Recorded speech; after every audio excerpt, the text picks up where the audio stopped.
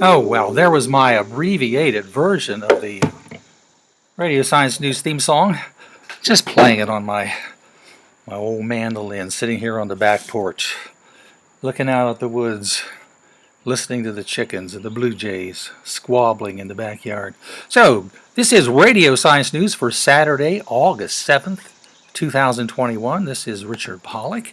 And there's a chance I may hear from Robert and or Libby Strong because I'm still kind of doing a remote broadcast. You know, being aspirational, I think what we should probably call our remote broadcast is we'll just consider this off planet. We used to say we were out of the studio, but you know, with all the stuff that's going on with the billionaires and sending their tourists into space, it won't be long before maybe we'll be doing a version of Radio Science News from, well, not far off planet, but at least off planet. So today, well, as usual, I have way too many topics, and I'm going to try to take my time today and not rush through them. I usually put up about 8 or 10 topics, and then I think Robert Strong and I will usually discuss them and pick them apart and see what our point of view is, and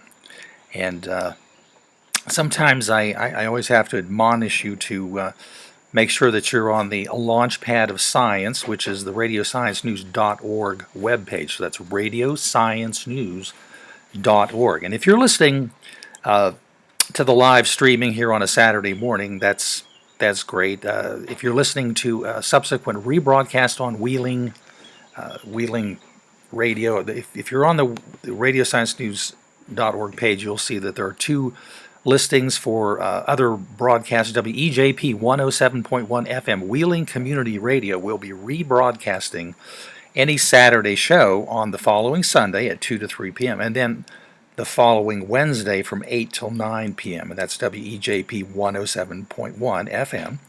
And then Robin Hood Radio, WHDD Robin Hood Radio up there in Connecticut, is an NPR station that rebroadcasts our Saturday show on the following Sunday night from 11 till 12 p.m. for you night owls. So the thing that's important in any of those cases is that you understand that by being on the radiosciencenews.org page, you have all the live links to everything we're talking about, and you can follow along and be, reading with the discussion, which you can do as I'm streaming live today too. So today I have a bunch of topics: variants, Batwoman, which has to do with the researchers at the Wuhan laboratory, pneumococcus, dopamine. That's kind of our whole medical segment there. Think about Stonehenge. Wonderful story that I'm sure Robert would like about snake spiders that actually manage to eat snakes, which is not a comforting thought at all. A little bit of a cautionary tale about the currents, what they call the meridional current in the Atlantic Ocean, which kind of moves all the hot water from down south up to England and all those places to moderate their climate. And of course, all the cold water that's up in the north kind of drops down to the lower reaches of the Atlantic Ocean and migrates south. So there's some issues with that. Interesting thing about COVID music. Now, I mean, as I witnessed by the fact that I'm using my mandolin to play the theme song today, I like science and I like music and I like them together. This has a lot to do with performing musicians who most specifically play wind instruments, and a whole bunch of data about if you are a particular instrumentalist. For example, if you are playing a sousaphone as opposed to playing a trumpet, what are the issues that are involved with the transmission of aerosolized particles, through the air with that type of thing? A story about moon and magnetism on the moon. There's been some controversy over the ages about exactly why they do detect some magnetism in samples. At one time, the moon appeared to have magnetic fields, or did they? Maybe it's because of some other things. Some great just preliminary information from the Mars rover Perseverance. They're starting to do some work anybody who's been following some interesting energy things, I've got a story first about production of hydrogen. There are a lot of issues about hydrogen, but one of them has always been that it's kind of inefficient to produce it because the kind of energy that you require to break, say, hydrogen and oxygen molecules apart from just their very common neighborhood of being water, H2O, the energy is usually so high that it becomes a real inefficient process to then try to see hydrogen as an alternative fuel. So this is kind of a little breakthrough that may make a difference.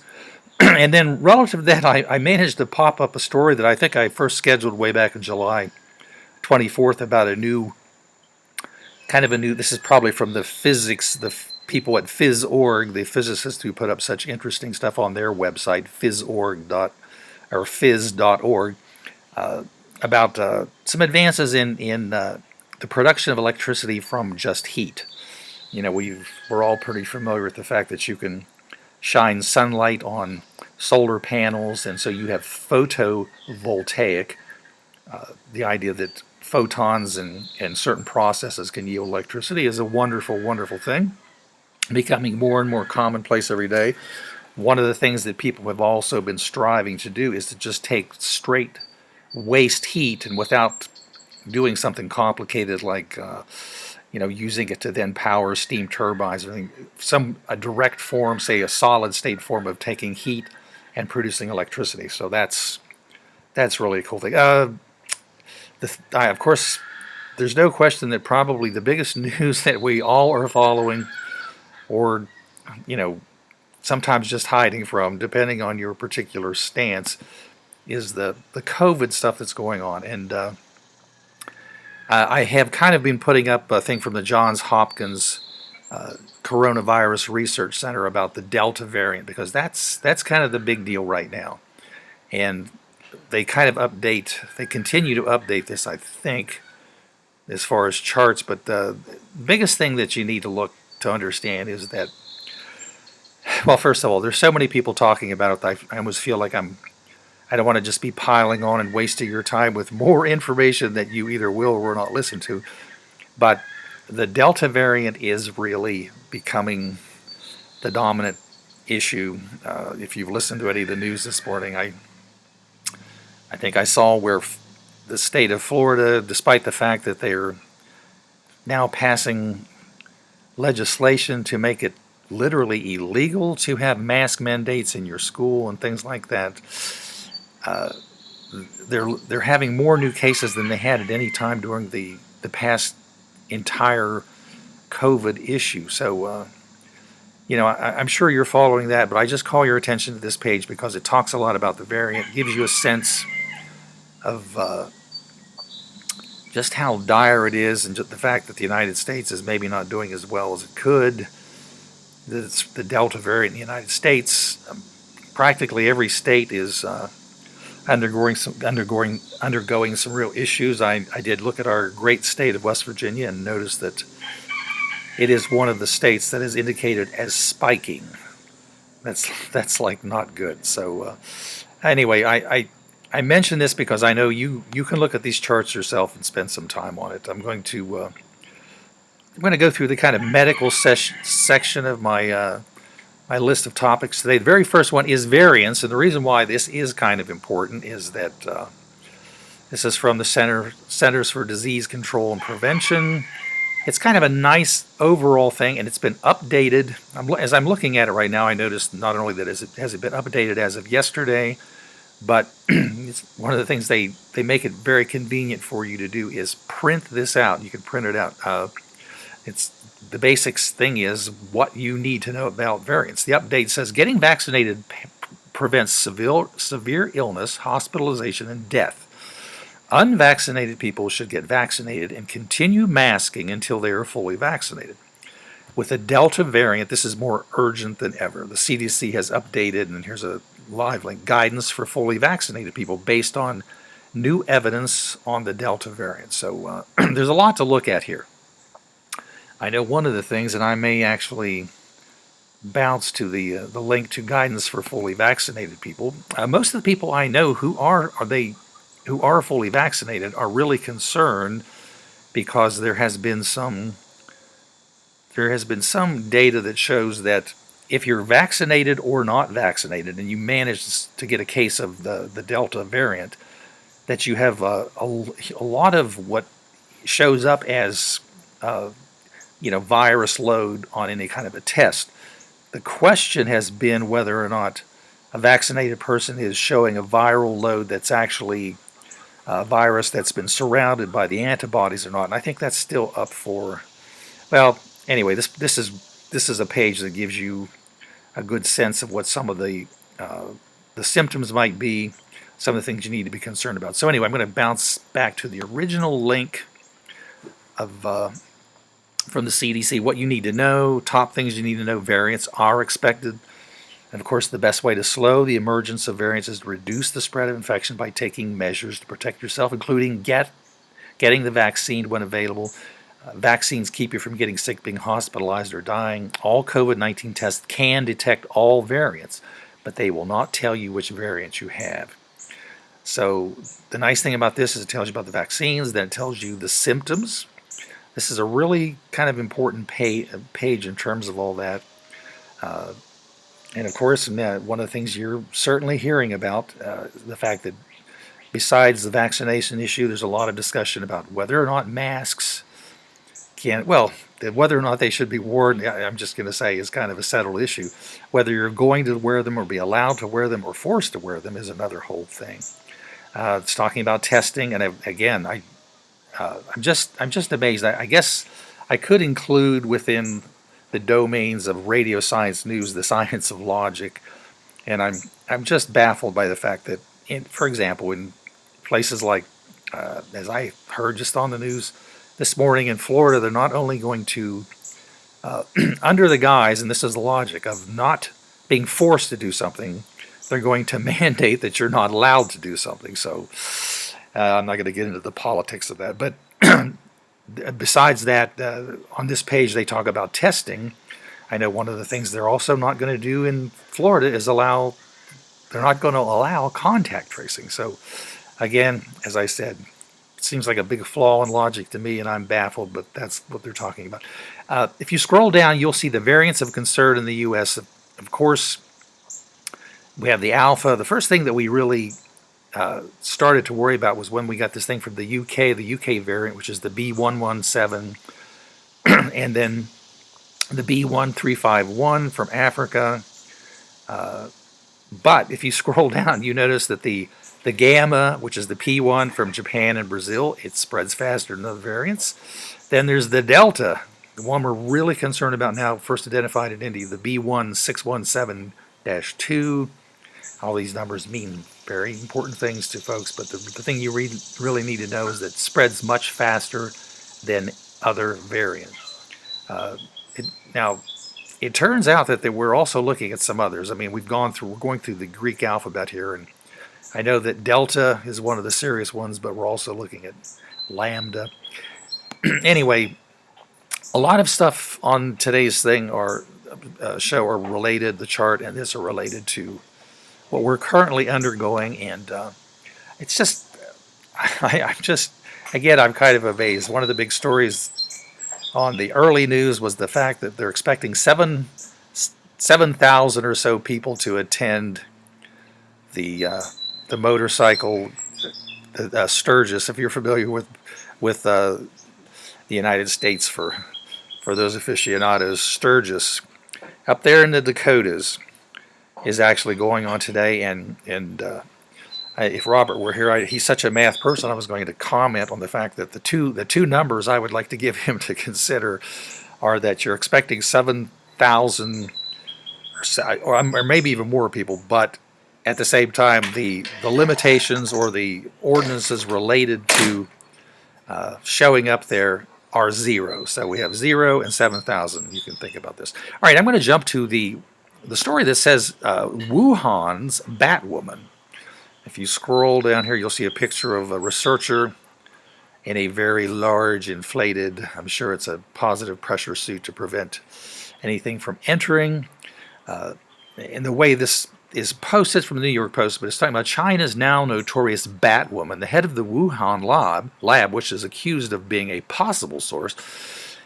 It has warned us all. This is Xi Zhengli gave the dire proclamation to news media this week that deadly new mutations will emerge. Hang on, my page jumped to another. You know, you're so sensitive when you have 4,000 pop-ups on your page and other stories. If you accidentally touch anything. Oh, wait a minute. I think I might have a call from the folks at the Stronghold. Yeah. Good morning. Is this the Stronghold? Yeah. Well, it's good to hear from you. So I wasn't sure if we would be talking or not. So I'm on the back porch overlooking the chickens and doing Radio Science News. What's up? Well, we're here. Well, that's what's important. Listen, you guys being here is one of the most important things that we all think about. As we think of our friends and loved ones, and especially, you know, if you have friends or loved ones like in Florida or Texas or Alabama or Mississippi, which some of us do. But that's not why we're here. I know. Well, that's okay. Yeah, that doesn't have much of anything to do with this. Well, it does have something to do with it. It's a deferred maintenance problem, I think. I have those myself. Yeah. Yeah. Well, the thing that's good to hear from you, and I'm like just running through the stories. In terms of something that you and I could relate to. My wife and I have been trying to do lots of camping way out in the boondocks of West Virginia, which is my favorite place. Places I'm pretty familiar with the boondocks. Well, I know. I was thinking places like Pocahontas County and Mineral County and Beckley and all these places that are so far. But one of the things I found really a little scary is that, on one hand, I would have to say that all the places I've been, I think people are very much more aware and paying attention to. Like one of your favorite towns, Raynell, West Virginia. I was, just as a comparative thing, there was a Kroger right next to a kind of a gun shop, bait shop. And the interesting thing was Kroger, I guess being a national chain, has already, they've gone back to putting the signs up that everybody entering is required to wear a mask. Not here in Wheeling. Yeah, and that's what surprised me, because this is a little further out where I would have expected things to be differently.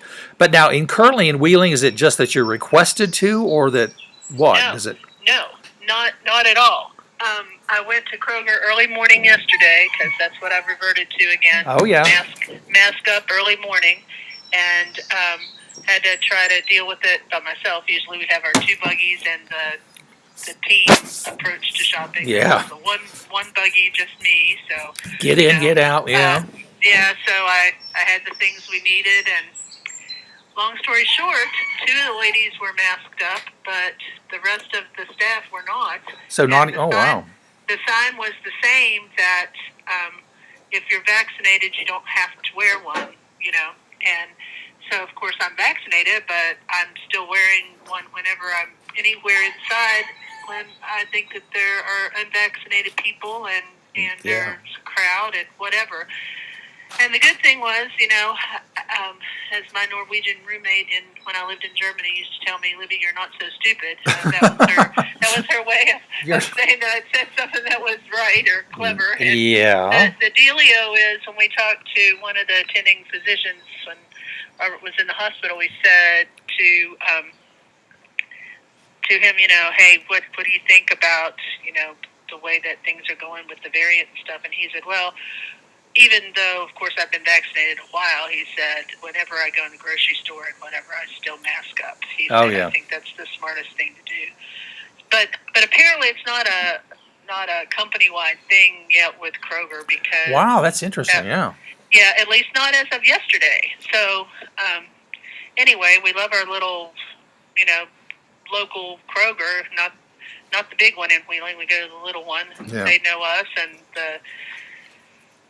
one girl that was there, sees us in and out and said, "Hey, where's your other half or whatever," and so I briefed her a little bit that he was home and hopefully he'd be back helping me out soon.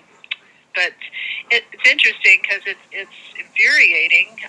People are just acting like it's nothing still around here, although they've re-upped the whole COVID testing place down the block from the store, and there was a big line of people there the other day. Oh, okay. To check on things, a whole bunch of people getting tested and stuff. So I don't know. Well, I'm encouraged by the little piece of positive data that a lot of people, either because they're getting better information or they're seeing things and getting a little. There are more vaccinations, and that it's really bumped up. I mean, I just have to think people are. We've always talked about this. I always think that people, have common sense and can pay attention and can just look at things right in front of their faces. And I mean, you look at the data from a state like, well, they're talking about Vermont or Rhode Island, where in Providence there are all these breakouts, but the only people that really are ending up really suffering. Let me just be fair. To be fair, people that are having severe cases and dying are people that are unvaccinated. The fascinating thing about those places that are highly vaccinated, all the data shows that it's working. I mean, it's really. I can't remember the exact two states, but somebody was comparing, say, Vermont and another state, and equal populations. In terms of like we're looking at per capita kind of data, and it was just unbelievable. Like Vermont just had in the tens of cases. Well, I was looking. They had again. It shouldn't be a political issue because no, it shouldn't. The Maryland governor, who's Republican, was on. Yeah, I think I saw him. Yeah. Yesterday, I think it was yesterday. Anyway, he had. He was talking about the big push to get the younger people vaccinated, yes, yeah. And how well Maryland was doing with that. And I would have to agree that it would be a lot easier in most cases, provided that the parents said okay. Yeah.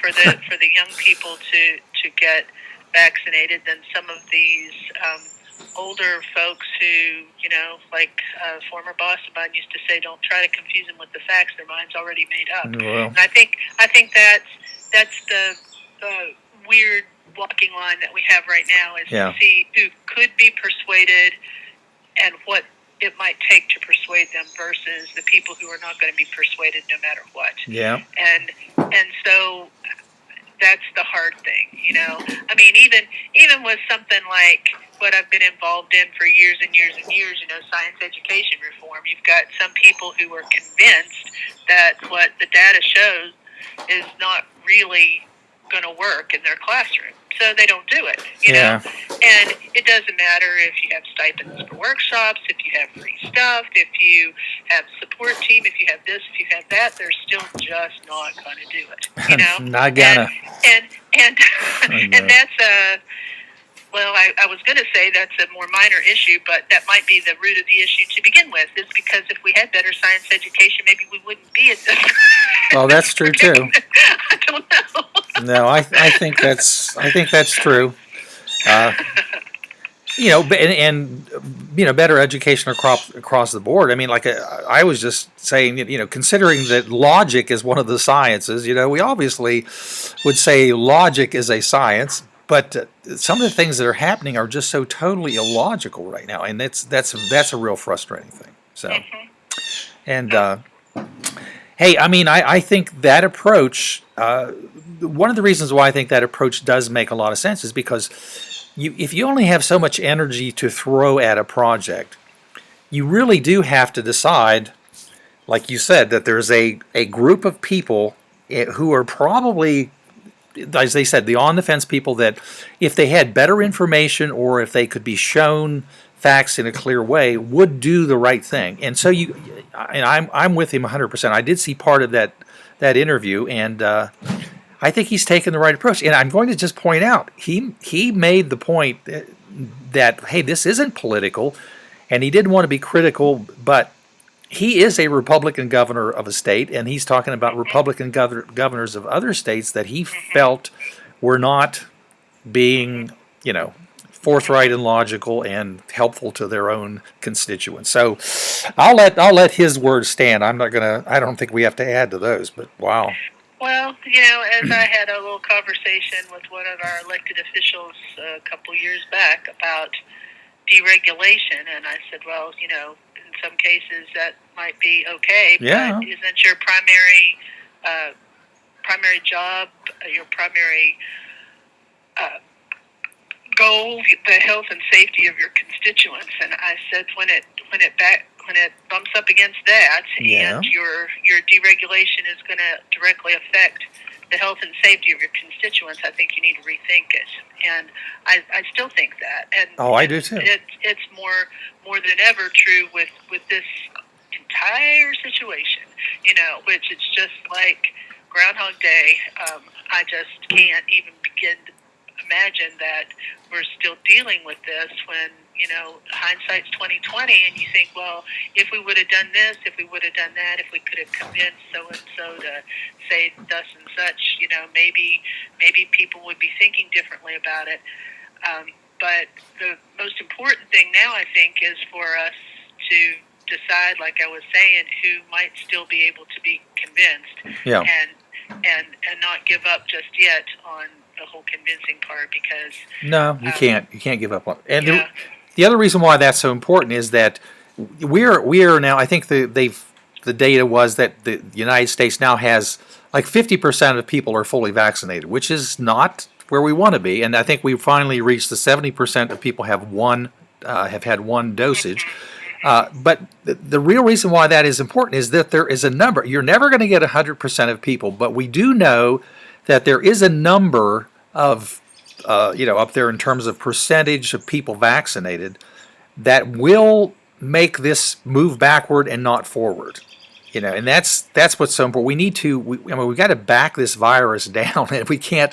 When I looked at the charts this morning and saw that not only are we looking at that fourth wave, I mean, it's unbelievable. It's a J curve again. And yeah. Well, going into the beginning of the school year, and then the same thing at the same time that we're looking at that, as I mentioned just before you called, the two numbers that I think Robert would have. I'm looking at I think they're talking about how many thousands of people are going to attend the Sturgis Motorcycle Convention. Yeah. You should have heard the conversation in here when that was going on. Well, and there's that number, and then the other number associated with that from the the governor of that state.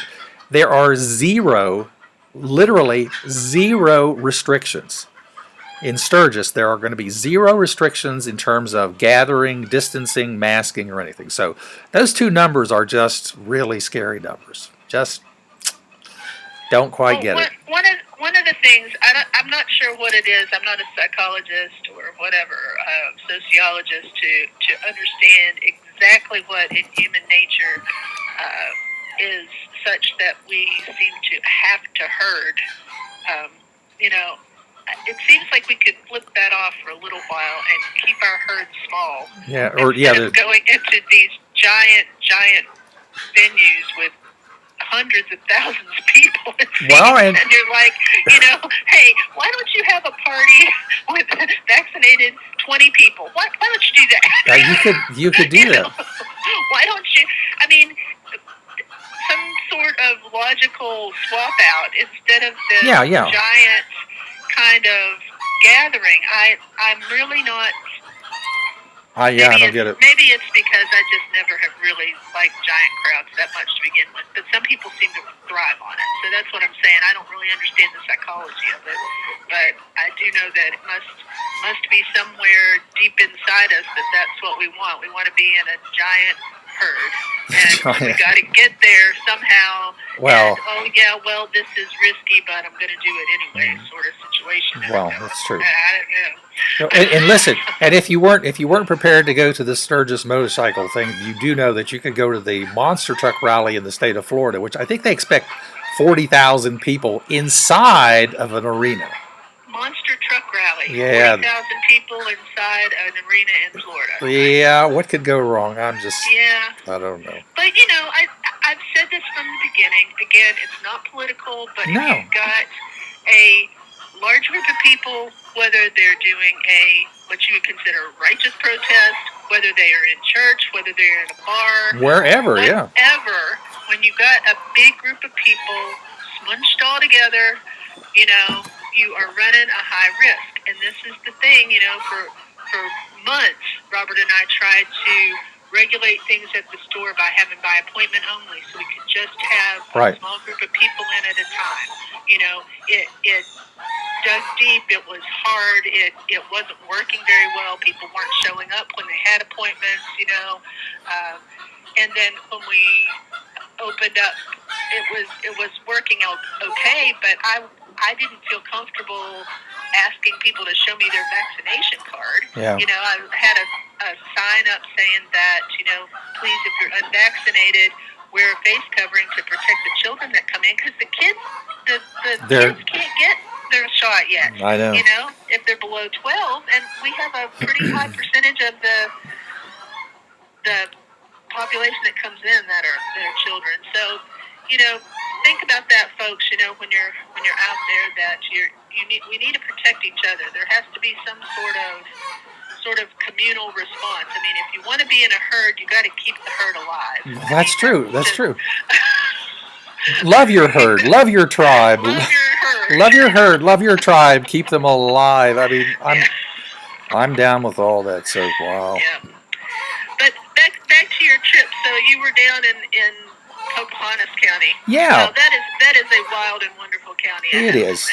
It's all. And it's so diverse. It's got, you know, world-class science facility, and Yeah. then it's got the most remote places to hike and camp and everything. I remember my dad. You know, he was a conservation officer for 31 years before he retired, and he told me about a whole commune that was down there when I think it was in the 70s. You know, Wow. nobody really even realized that it was there because it was like in the middle of nothing, and you know, you're going, yeah, I guess if you wanted to go completely off the grid, that would be Oh, the yeah. place you could go. Yep. Yep. Well, I like Yeah. that. I like that part of. I mean, that's part of.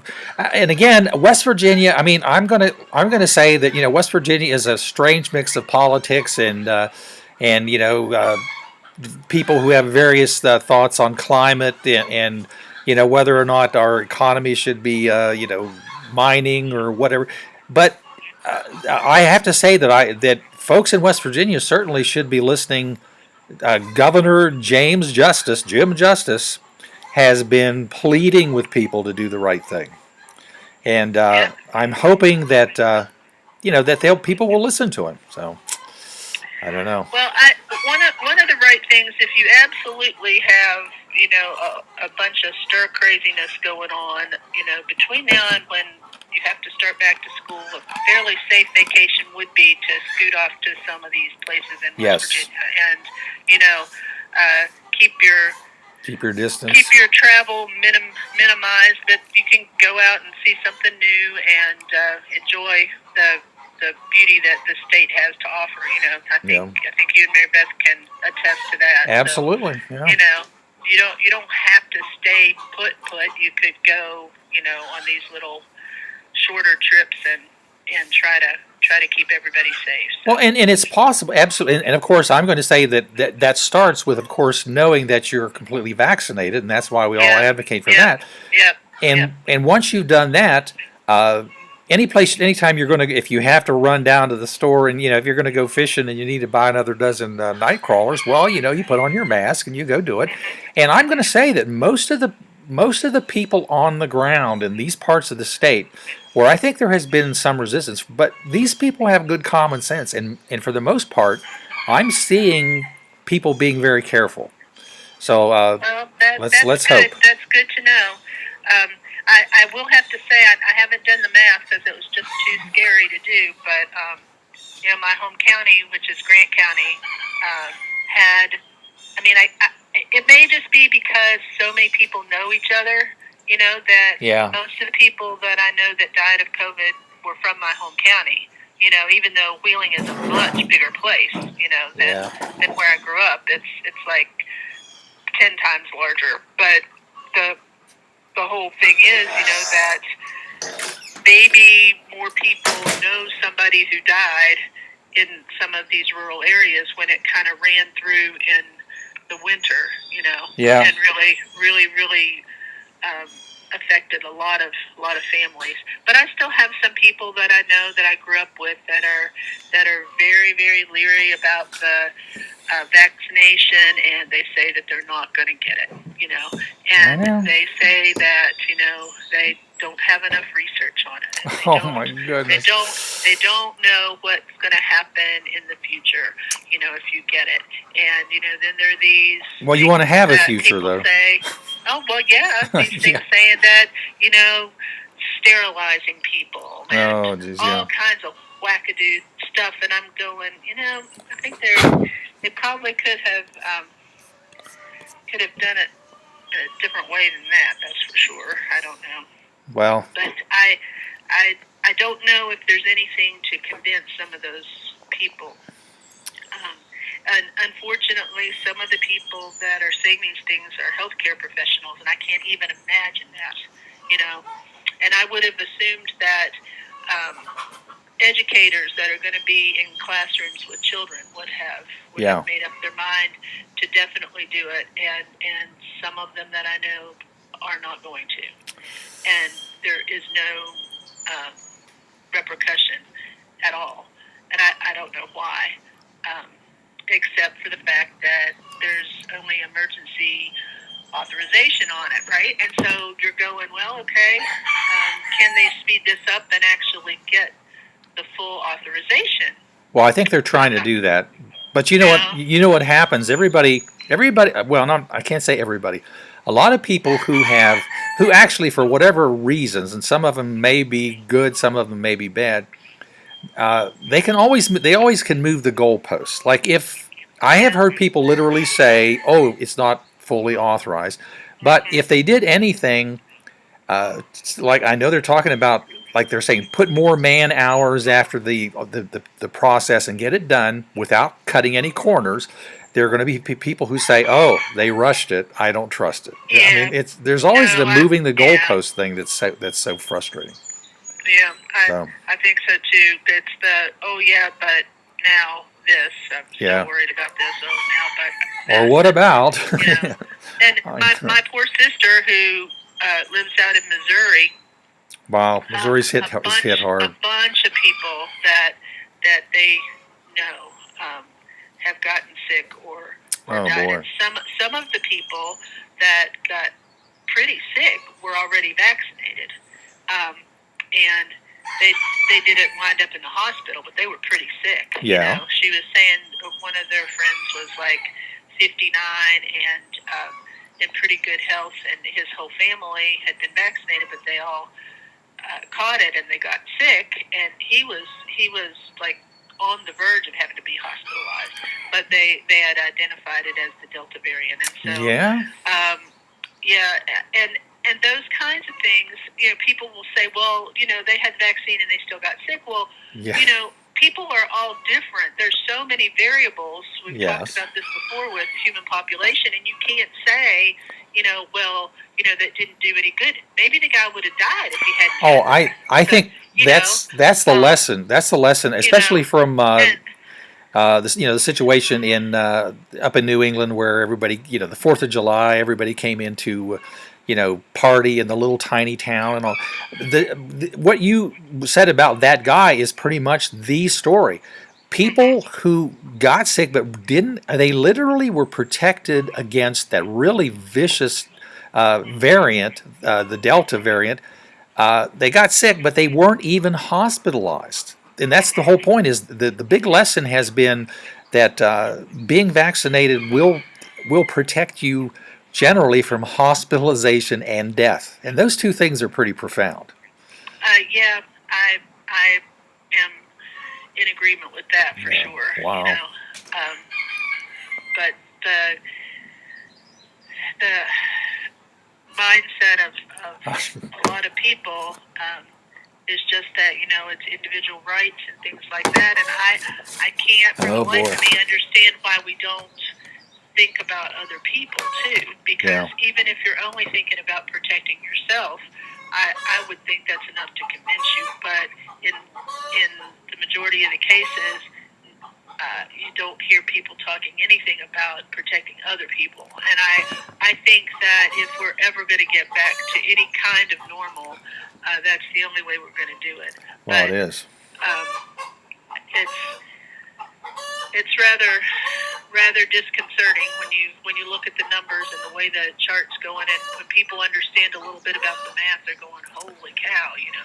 Yeah, those people who appreciate math, But the other thing I find astonishing is for the arguments or the discussion to be put into the realm of my rights and my freedoms and all that. Anybody now, of course, anybody who's a school teacher or anybody who's a parent who has sent children to school has known for years and years and years that everybody has agreed that in order to, public education and even private schools like the Catholic schools, there's no question that everybody understands that you have to have your vaccination records for, just against the typical things.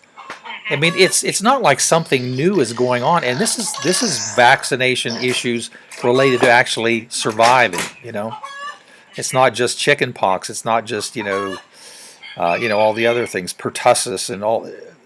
But it's not as if that were something new that we haven't dealt with. Or I mean, anybody who's gotten a ticket because they didn't have their seatbelt on, they understand that we've all agreed and we've looked at the data, and we know that this is a good thing to do for yourself and other people. But and it's strange too. I mean, even some of those diseases of childhood that we've more or less almost wiped out now because of vaccinations. When I was a kid, almost everybody got chicken pox. Most of the time it was mild. Sometimes, like with my sister Amy, she got it pretty bad. She was just like 2 or 3 years old, and she was really pretty covered and in terrible agony for a little while. But when you're older and you get it, apparently it can really be pretty bad. Oh, yeah. Again, it's funny. The same Norwegian roommate I was talking about got chicken pox and whooping cough in the same year when she went from Norway to Germany. Oh, wow, and, so I was vaccinated, and I didn't have to worry about it, but we had to keep her in a room and make sure she didn't infect anybody else. But most of the Germans were all vaccinated too, if not all. I can't remember for sure, but we had international people at the school, so it was trying to keep everybody else from catching it. But she was super sick. Oh, yeah. And she was 21. That's it. And I think about that sometimes. That this vaccination when we're children keeps us from these childhood diseases that can be deadly, but most of the time are not. But if you catch it when you're older, then it's really a problem, or can be. Yeah. And nobody thinks anything about it. But again, like that whole thing that we can point to about the authorization, to move it from emergency authorization to full authorization may help some people feel more comfortable about it. But like you said, they could still say, well, that's still been rushed or whatever. So I don't know. I just would like for people to understand it a little bit better and understand that the mechanism of the vaccine is not what they've heard either, in some situations. So, but keep your fingers crossed and do the right things. Now, keeping your fingers crossed won't help, but doing the right things should. Yep, action is helpful. We just finished. I need to do a shout out to the West Virginia NASA Space Grant Consortium. They let us postpone our teacher workshop for a year, and we finished a teacher workshop last week, Monday, Tuesday, Wednesday, called Weather Wisdom. and it was kind of ironic because Oh yeah. learning about various uh, extreme weather events like tornadoes, and the day after the workshop was over, we had several touchdown here in the northern panhandle I and know. across the river. Well, we're not blaming Libby. We're not blaming you. I'm sure you had No, nothing to do but with what it. was funny was, you talk about education, and these were elementary teachers, and they, some of them had never really understood, what the Doppler radar did, and Yeah. we kind of went into some detail with that and stuff. So I can imagine if they were glued to the TV or their phones watching these strong storms come through, and That's they were right. talking about Doppler radar, they had a little bit of an idea about it. But yeah, we had a dozen teachers, and they were all vaccinated, and it was kind of a nice little break from things because I wasn't quite as worried about things. But we did a lot of stuff outside, and we tried to be as careful as possible. But I'm telling you what, you know, right after that, then I'm thinking, I hope that more people can have this kind of feeling of not being so worried if Yeah. they just get vaccinated. Then that would certainly help. But the workshop was great, and I had some help. Robert was, of course, not feeling well. It was just the day after the workshop that we had to take him in to get looked at, and but he did a couple of things, and demo was showing how much air pressure there really is with our infamous little Coke can smash demo, and Yeah. with all of that. And they really liked that, and I think it's amazing when people actually see all of the various factors that are involved in the weather. Then the third day was almost entirely the difference between weather and climate, which was interesting because there's so much confusion about that. Oh, I know. And I know. so education really can help, but you have to be a willing student, just like Yeah. from being a teacher. You can't teach people who don't want to know, and so that's a hard thing to know exactly who's teachable and who is not, and what kind of incentive would be involved in helping people to understand, because Yeah. that's the circular thing I keep hearing on the news too, is that, well, it's not, we don't need mandates, we need education. We don't need mandates, we need education. But again, I don't know. if your mind's already made up, you can't really be educated. So that's kind of a problem in my mind as well. Well, there's also the issue that if you're thinking in a normal world, you don't think that there's a whole bunch of people out there actually trying to put out misinformation, which is that's the different thing that I think we're not dealing with as well, because you just don't think anybody would do that, but yet they do, yet they will. Yep. And there's a lot of research in education that says that you never really unlearn anything. Yeah. You have to layer the new information on top of it, and that's becoming extremely scary with all the misinformation and disinformation out there. Oh boy. But so far as the Weather Wisdom Workshop was concerned, thank you, West Virginia Space Grant Consortium. Yeah. The teachers learned a lot, and they're getting stuff for their classrooms, and some books that are related to weather, and both fictional and nonfiction books. We pointed out the Mark Harshman book, The Storm, for example. Nice. Yeah. That they can use in elementary school to do sort of thematic units with weather, and lots of factual children's books as well. And we had all of the interesting little gizmos, the tornado tubes and prisms, and we talked about rainbow formation and all kinds of different weather phenomenon, or associated with weather anyway. Lots of stuff with water cycle and how different types of precipitation form, and we really had a lot of fun. So. Hey, listen, weather is important. I mean, I being down, it's really interesting down in that part of the state. It's been really, really dry. Like, for example, if you're familiar with there's the falls, the falls of the of the Kanawha River. Just up from that, there's a waterfall called Cathedral, waterfall. And people said, well, don't even bother because it's basically not there. It's like a barely visible trickle. And yet up here in Wheeling, everything got so wet, and the unusual thing of having actual touchdown tornadoes in this part of the country is just Yep, it's strange. kind of bizarre. Yeah, when I went in the other day, let me think which day it was. Must have been Thursday, because yesterday was Friday, right? Yeah. Okay, so I went in Thursday to check on things because we'd had a really hard rain here Wednesday evening. And I went into the store, and I can't remember ever having the front entryway rug soaked. Oh, yeah. And apparently, water drove right in around the openings in the front door. Yeah. So much that it soaked the whole area rug in the front of the, to wipe your feet on. Yeah. It was soaking wet.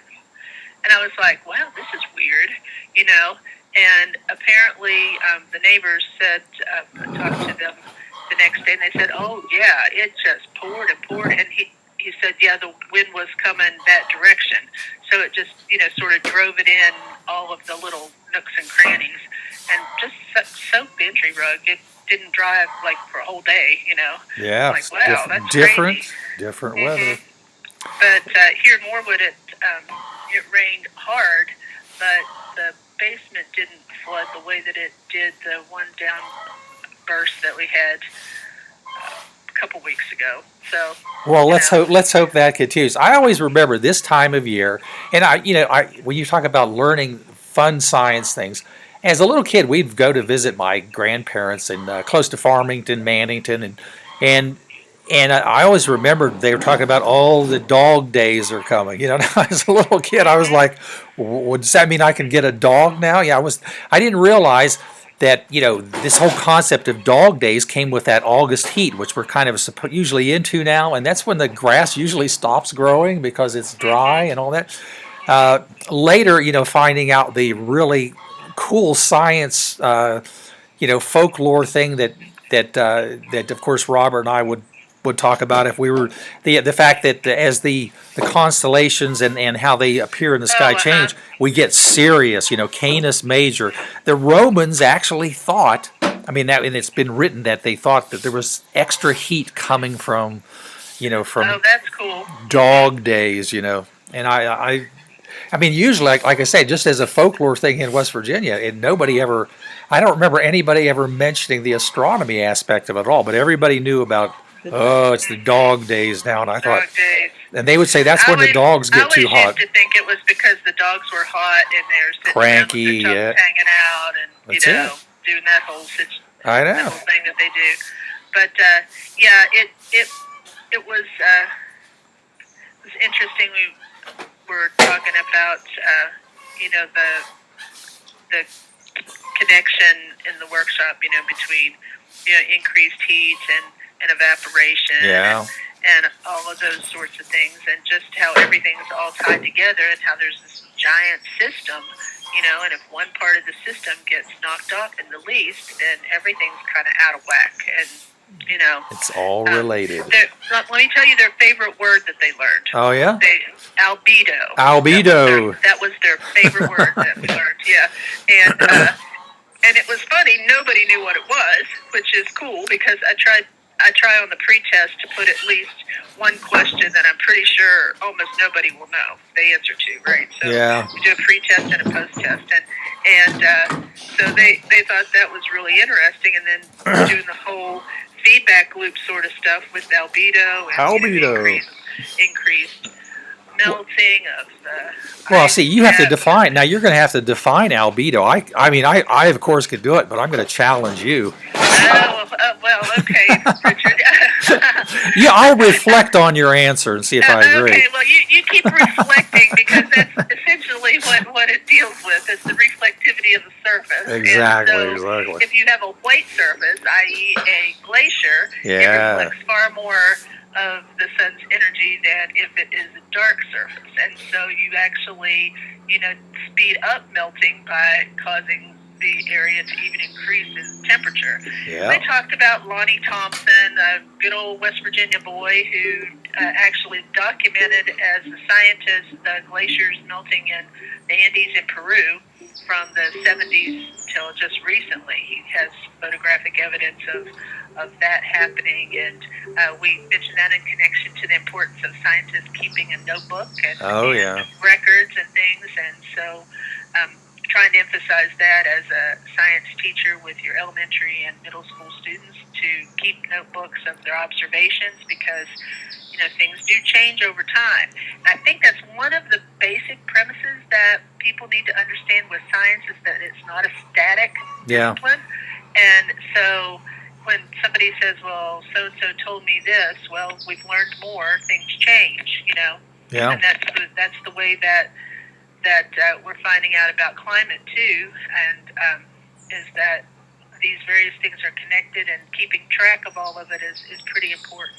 And Dr. Thompson did a talk at the State Science Teachers Conference a few years ago that was really excellent about the work that he had done with these glaciers in Peru and such. So, everybody contributing to the overall knowledge is really important. Well, and the stuff that you literally just see, I was surprised to hear. Again, another little 30-second thing talking about the women's volleyball. I guess it's beach volleyball or whatever.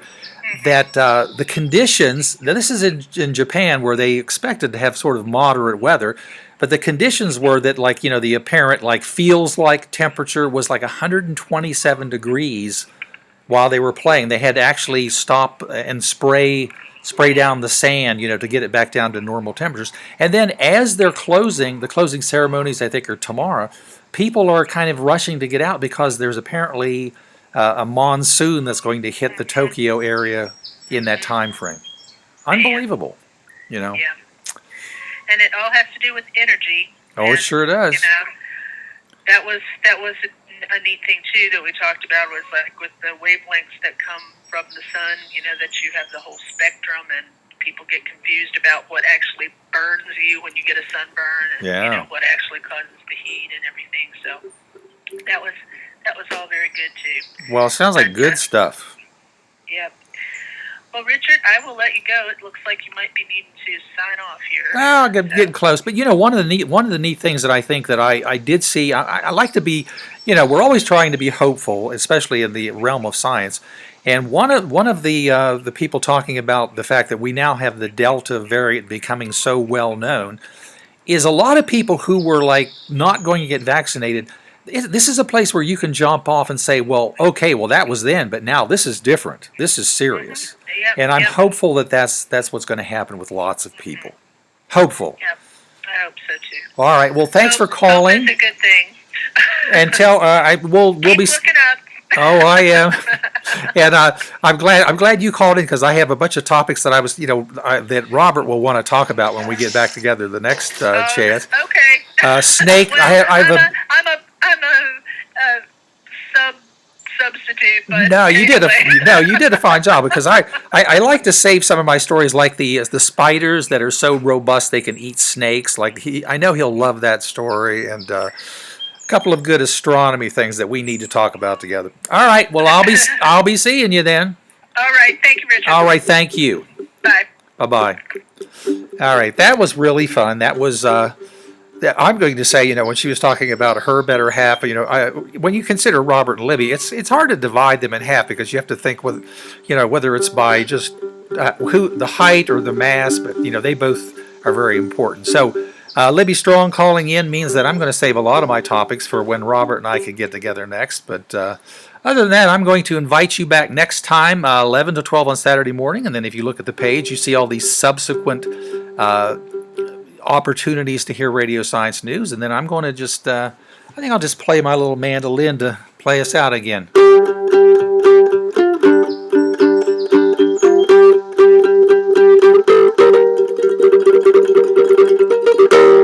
That's even a more truncated version. So, hey, see you next time, Radio Science News.